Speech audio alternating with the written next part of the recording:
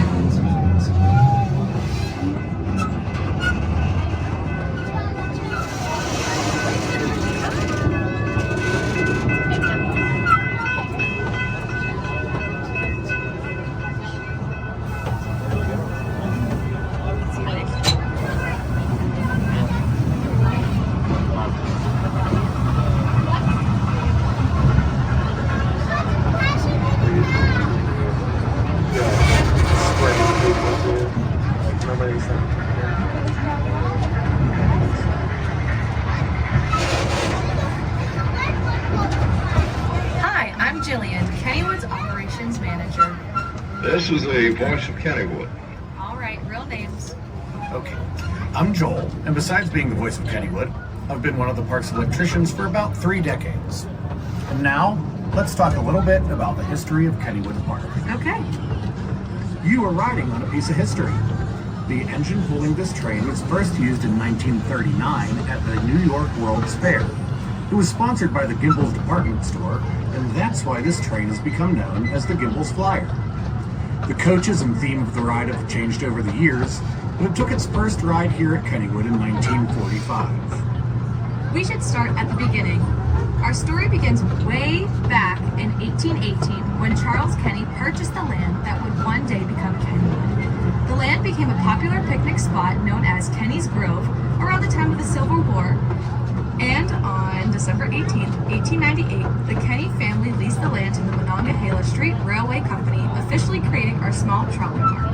You know, it was Pittsburgh businessman Andrew Mellon who picked the name Kennywood. I did know that, and the Parkside Cafe and the Carousel Burger Company are the only 2 remaining structures from that period.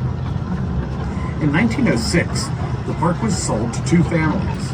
Those same families owned and operated the park into the 21st century, and you can still find their names here in Kennywood Junction if you know where to look. In those early years, visitors enjoyed picnicking under the many trees, taking a leisurely rowboat ride on the lagoon, and watching shows at the bandstand. The favorite attractions in those days were the dance hall and the Speed-O-Plane roller coaster, along with our oldest operating ride, the Old Mill, which was built in 1902. During the Roaring 20s, Kennywood added some popular rides that you can still take a ride on today. Our current whip ride opened in 1926, followed by the merry-go-round and the turtle in 1927. We also went a little coaster crazy and added 3 coasters designed by John Miller. The Jackrabbit, Racer, and Pippin all use the natural topography of our land, and each has its own uniqueness. This is also the decade that the famous Kennywood arrows were first seen to help travelers find the park. In 1930, Harry Traver designed 2 new rides for the park, the Auto Race and the Laugh in the Dark. These would be the last new attractions for many years because of the Great Depression. Many parks had to close. Kennywood survived due to the dedication of its guests and employees. You worked here back then, didn't you? I'm not that old. Admission was free in those days, and many people spent their days playing skee-ball in the Penny Arcade, dancing in the dance hall, or enjoying zoo-related attractions like the Monkey House. There were also many appearances by popular band orchestras and other local personalities. Eventually, the Depression subsided, and in 1936, Kennywood built a new walk-through dark ride, Noah's Ark. Ironically, this was also the year of Pittsburgh's Great St. Patrick's Day flood. Out of the Depression and into the war era, World War II was a driving force in the 1940s. Kennywood's own radio station, the Voice of Kennywood. I recognize that name. I'm sure you do. But this Voice of Kennywood would broadcast news from the front lines of the war from the middle of the park. 1941 provided some much-needed laughter with the debut of Laughing Sal. And the post-war baby boom saw the addition of the Little Dipper roller coaster and an expansion of Kiddieland, which was one of the largest in America. And as the nation entered into the television age in the 1950s, so did Kennywood. Our bandshell became host to many celebrities of the day: the Lone Ranger, Clarabelle the Clown from the Howdy Doody Show, and my favorite, the Three Stooges, just to name a few. That decade also saw the addition of our fall fantasy parades and the fondly remembered Kitty Cadillacs. The 1960s and 70s were challenging times for Kennywood. With the emergence of theme parks, Kennywood had to make big changes to compete. We saw the addition of the popular gas-powered turnpike ride in 1966. Then in 1968, with the demand for a new roller coaster and no room to build one, Andy Vettel redesigned the Pippin, creating a more thrilling wooden roller coaster called the Thunderbolts. It was ranked as the nation's best in the New York Times in 1974. In 1975, Kennywood made the decision to build its first $1 million ride, the Log Jam. This helped launch us into a new era. We also decided to retire the popular characters of Henry and Howdy Doody and create our own mascots, including Kenny Kangaroo and Jeeters. Do you know the most important addition to the park in this era? Of course, it was the Potato Patch with its world-class French fries. We opened in the 80s with our first steel coaster, the Laser Loop. We added many other rides to our lineup, including the Cold Rusher, Pirate, and the Wave Swinger. In 1985, we replaced our Music Plaza and the Little Dipper with the Raging Rapids, and in 1988, the park was immortalized by Rick Seebeck's WQED documentary, Kennywood Memories. We also added to our family in the 80s by gaining two sister parks, Idlewild and Sandcastle. The 1990s roared to life with the addition of the world's fastest roller coaster, the Steel Phantom. We also added our biggest expansion to date, Lost Kennywood. You know, lots of people notice that Pittsburgh is spelled without an H on the entrance building, but that's not a mistake. Nope. This was themed after Oakland's Luna Park from the turn of the century, and that's how Pittsburgh spelled its name at the time.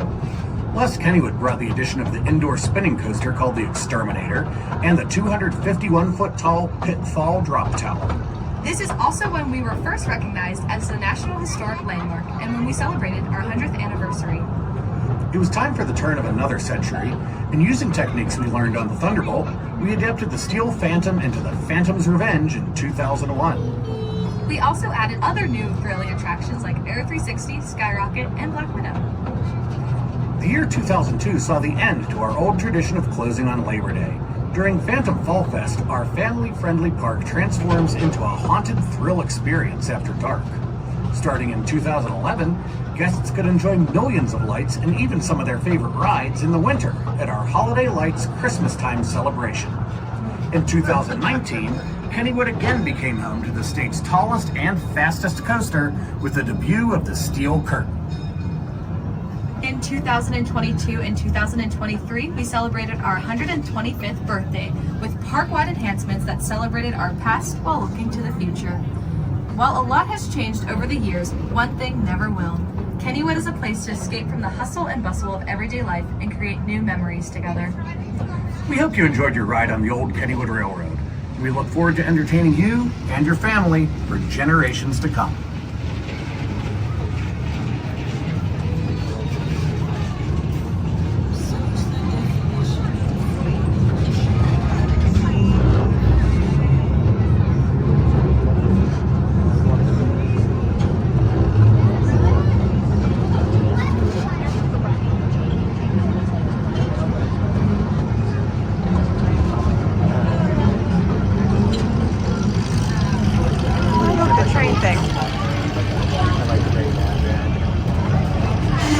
We're almost back at the station. Please make sure that you gather all your loose articles and remain seated until the station attendant gives you the all clear. Thanks for riding the Old Kennywood Railroad. We'll see you on your next adventure soon here at Kennywood.